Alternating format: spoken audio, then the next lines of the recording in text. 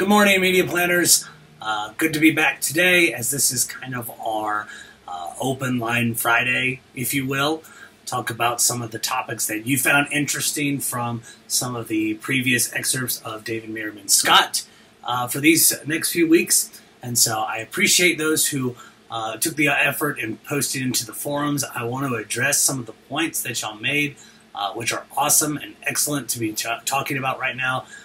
Because there are some areas in terms of what we can use for what David Meerman Scott was talking about, as well as some of the things that he may have missed, as some of you all pointed out. So I do want to mention a few quick things before we get started into some of those comments. First and foremost, someone brought it to my attention on the media log that there was a section for communication and computing, more specifically for text, audio calls, and so forth for communication. There's a plane passing overhead. And for computing things like Word or Excel. I don't want you worried about those. So, and the main reason is for attention purposes, and I want to talk about that next week. In fact, I have an article that I'm really excited to show you all and talk about for next week. However, again, this is based on this intentional use and not inherently based on your work that you'll be doing. So if you're in the office and you do, 5 hours of Excel work or 5 hours of Word, work through your job, I'm not necessarily focused in that necessarily, as well as texting. I've had a couple students in the past that said, it is hard to keep track of how many people I text. So if you see those up on the log instruction sheet, don't worry about them. Just focus on the other things and you will do fine. So if you've already started, just keep them there. Again, not going to make a big fuss, but if you haven't started on them, that's something I want you to keep in mind. And do remember for that particular assignment that the latest you can get started on it is Sunday. So be sure to start on Sunday if you haven't done so already. And that way you can get the days done before the week is out. So if you have any submission issues, you can always email them to me or just talk to me if something goes wrong. Another note, I do realize that my wardrobe has not changed. It just so happens that every time I come into the office, I'm wearing black App State clothes when I do my online lectures. So don't be alarmed. I do have other things in my wardrobe. Second, and this is going to pertain to the actual Friday conversations that we're going to be having here, is don't be alarmed if I call out your name. This was something that when I've done online classes in the past, people have kind of had a slight jolt of when I said, XYZ person said, and they weren't expecting that. So if you've commented in the forum, chances are I'll at least mention your name for one reason or another, so don't be alarmed if I say anything. The last thing I want to mention before we get started in some of the comments is these won't strictly be correct or incorrect answers, especially with this first half of the semester.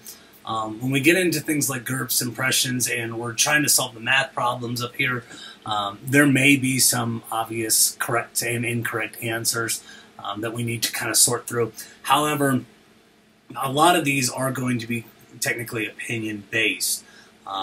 And, just because David Meerman Scott said something doesn't make him inherently right for one reason or another.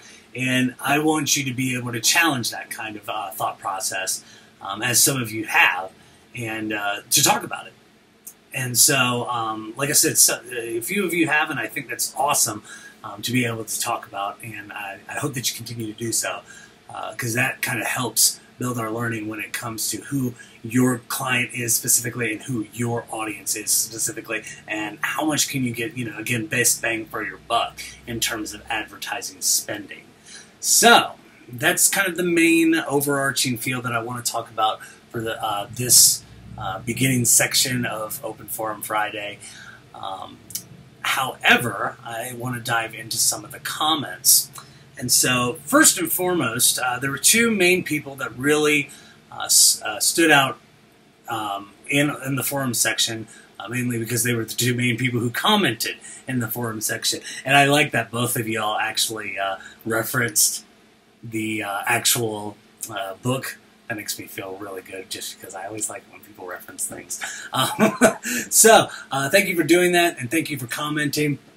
And I want to kind of address some of the things that were a part of your unique perspective. So you usually talk about what David Meerman Scott was saying, and then you put your unique spin on that. That's exactly what I want you to do. And so a couple things. First and foremost, I couldn't help but notice Alice mentioning a few things about, and I'm going to read one of the quotes, is I'm going to start with, yes, this may get the attention of the customer, but I would be tempted to possibly avoid certain businesses or companies in their advertisements that fell under this category. And more specifically, these were kind of these annoying ads that kind of keep popping up. And I'm going to do something in terms of using my whiteboard, which I have a whiteboard now. And so I hope you can hear me. I'm going to try to speak loud enough. So move the camera here. And what we'll see here is a little bit of a different notion about attention. So again, next week, I'm going to be talking about the different types of attention and seeing what we're looking for in terms of how we view certain mediums. But for now, you may have seen this in a persuasion class at one time or another. This is called the theory of reason action. It's by two social psychologists from the University of Penn, Asian and Fishbein were the two people who wrote it. And basically what they were saying was there are three main things that affect behavior to actually do something. Because this is what we want. We want people to view an advertisement and actually act on it and purchase something. So we start off with our attitudes, and this is kind of how we feel about something. So what are our opinions, what are our values? And so anytime we're introduced to a product, how do we access those attitudes, and how do we feel towards any type of specific product that we're looking for? Norms, on the other hand, are these word of mouth. So I know you and Lisa mentioned a little bit specifically of word of mouth. And so if a friend is saying, I really like this restaurant, they get good reviews, I've had good service there, they serve great food, then you might have a stronger attitude towards that particular restaurant and may increase your intention, and thus you may actually go to that restaurant. However, and this is in later versions of the model, norms can not necessarily just be your close friends, but they can also be entities like organizations or clubs or groups that you're a part of. So if you're part of a church or a political affiliation and you're very active in it, those can also be those norms that can influence attitudes. So usually it's anything close or something you belong to that falls within those norms. And so we're kind of promoting into this intention. So when I'm looking at what you're talking about in terms of getting the attention of the customer, but avoiding business, we might say, I see the kind of commercial, but it affects my attitudes, so therefore I don't have that intention. So again, we are seeing when we have those annoying ads, it's actually reflecting our attitudes poorly, that we don't even have the attention to go somewhere and thus the behavior. And you usually see that in something like, I'll move around a little bit here. And you usually see that in something like, for example, banner ads in web space. So anytime that you click on a website, you might see a banner at the top of a website, and as you scroll down, then you actually get to the content. Well, recent eye tracking research has actually indicated that we skip those parts. Like, our eyes are inherently used to going past those to just skip to the content itself, which is kind of interesting. Again, because of those attitudes that we almost trained ourselves subconsciously to move ourselves away from it. And a scholar by the name of Robert Cialdini, he's got a really good book about persuasion, can look into some of the areas of subconscious decision making. So I know I kind of rambled a little bit when it comes to getting the attention of the customer. But again, attention of the customer is always almost directly correlated to your attitudes towards it. And so if we need to think of this as, again, this seamless type of advertising. This is kind of something that David Meerman Scott was talking about. So another comment that I thought was interesting. So, Alice, you were also mentioning of simply requires the ability to determine who specifically needs to see your advertisements and making it happen. And I could not agree with that more. I know David Meerman Scott would agree with it.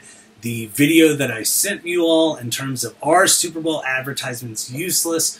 One of the last things he talks about in his video is how much money you can spend on things like YouTube and get a lot bigger bang for your buck. And so the question is how?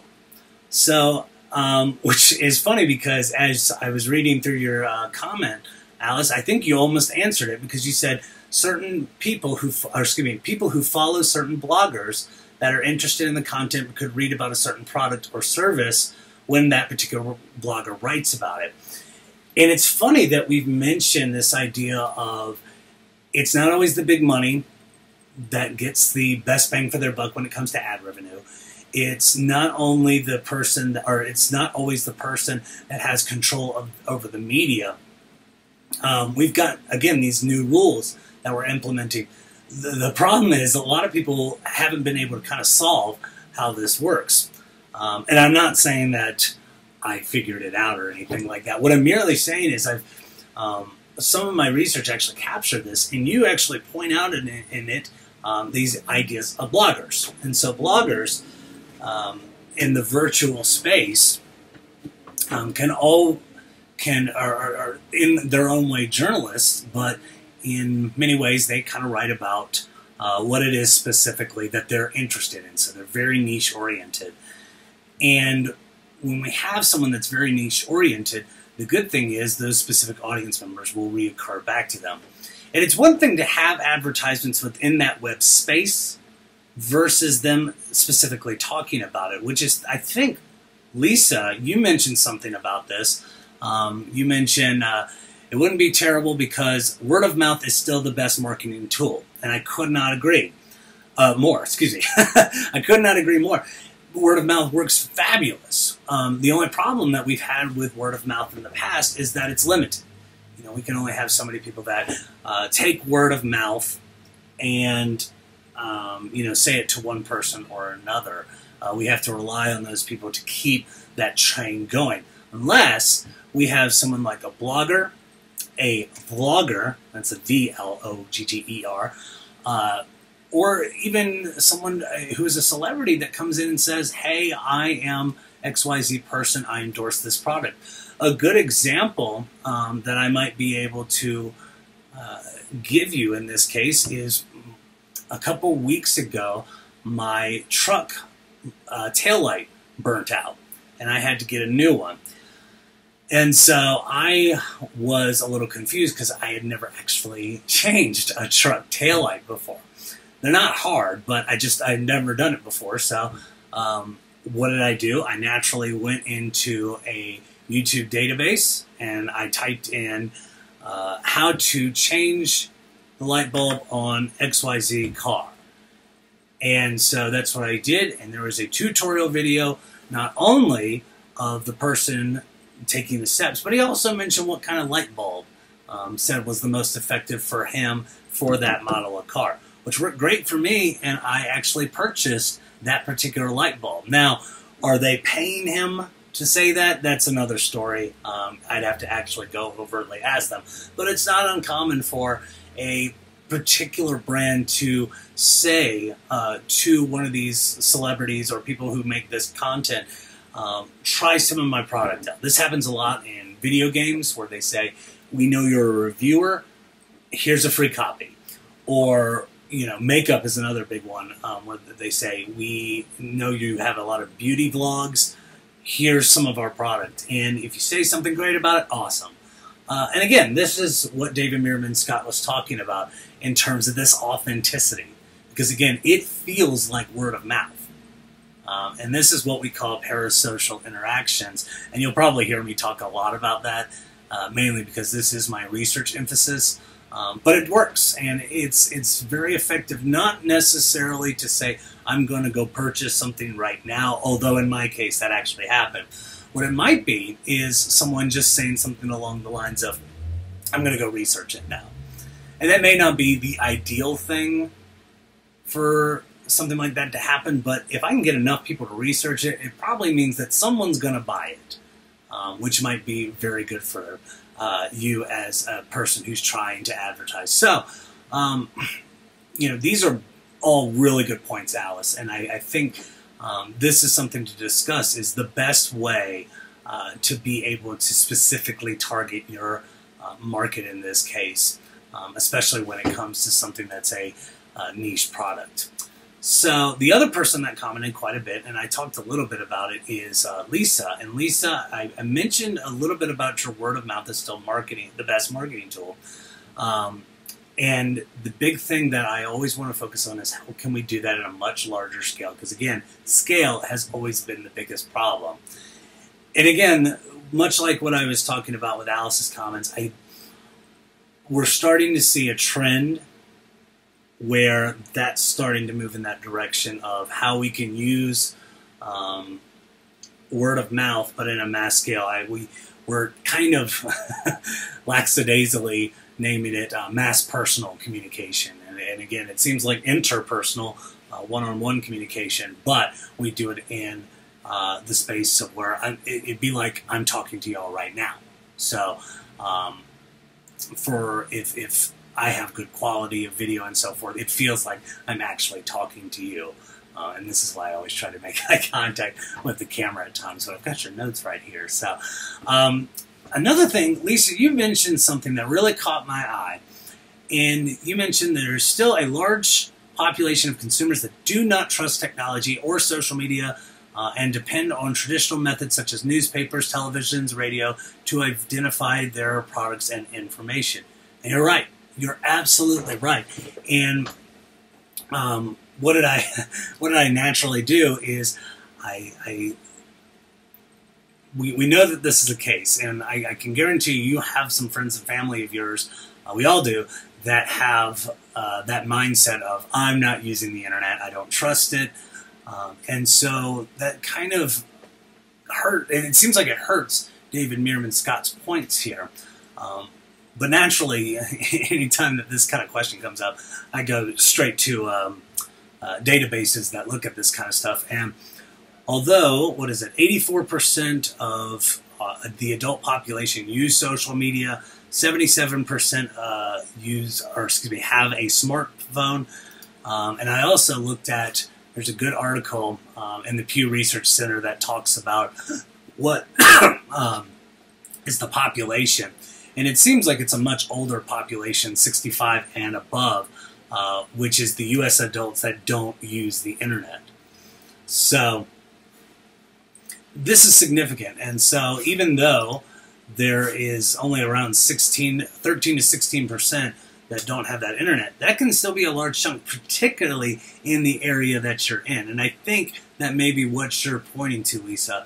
That's significant. And we need to think about that, especially if it's your target market. The one thing I'll say is that two things, and this isn't me like coming to David Meerman Scott's rescue or anything, but the first thing is that the new rules of marketing PR, or excuse me, the old rules, are not inherently obsolete. So there are still places where it can work. And it sounds like in your case, where a great deal of people don't trust the internet, this is one of the things that we have to think about, is that our client base doesn't use it. So those rules will still apply, which it kind of hinders some of those smaller businesses, if you think about it, since the main alleyways that we've been using to kind of fandangle our ways around the big budget advertising, it's just not the same as what we normally could do. The good news is that we don't have to be as creative. We can still use newspaper, television, and radio. Or, and this is something that might also be considered, is think about non-traditional. And this is kind of an underappreciated area of advertisement in terms of media selection, is going non-traditional, more specifically in the POP range, which is point of purchase. So, let's say a 65-year-old or older couple likes to cut coupons. Well, having something in the store might be a great benefit in this case. So again, this is something that inherently we would say that we don't have the money for. And we normally aren't as creative when we don't have those tools, much like the internet for this case, because a lot of the internet space is either relatively cheap or even free. But in this case, we can use different alleyways as well, and I hope that we can talk about that and explore that, especially when we're getting into our projects. The other thing I want to mention is that all clients have different needs, and I'm sure you are well aware of that, and specifically with your position. And I think that's another thing that David Meerman Scott was alluding to, is that we have to evolve based on the client that we are targeting to. So if we have a business, so again, I think I mentioned in my last video that I would talk about somebody that was only in the Yellow Pages, so like a car mechanic back in North Dakota. They said, we're only in the Yellow Pages and it's hurting business. Well, given the area of North Dakota, we have a lot of people that it's kind of a big tech boom around there with Microsoft. So it only makes sense that they would have those people really working in that area and be able to use things like the internet. And so they might have to evolve in this case just because of their audience. However, it sounds like where you're from, that we might have to try something a little bit different. And so the Yellow Pages may still apply. And that's okay. So, and don't think that, and this goes for everybody, don't think that when I suggest this reading for David Meerman Scott, I'm saying throw out all the old rules. We don't need them anymore. We do. We absolutely do. These things are still effective. But there are some things that we can also look at in terms of, again, getting the best bang for our buck. So those are the main comments that I saw that I really were interested in. And I think, again, this was a good start on our forum in terms of great commentary that you all saw. I hope the rest of you will get an opportunity to participate in some of these forums. So bring your comments, bring your questions. I want to be able to discuss this. I even think on some Fridays we can even start a chat if you'd like to, if we can get some time to ourselves to where we can talk about some of these concepts within David Meerman Scott, or when we get into Media Flight Plan. So that's all for today. So it's a little short today, but like I said, we'll probably get into some more detail as the semester rolls along, and you'll have a few more comments. So no worries either way. I hope you all have an awesome weekend. Do remember to keep working on your media log. Again, last day starting on Sunday. And also read Chapter 2 of David Meerman Scott for this upcoming week. And we'll be starting into area number 2, or part 2 of David Meerman Scott as well. I'll introduce that on Monday's video. So you all have a wonderful weekend, and I'll see you next time. Bye.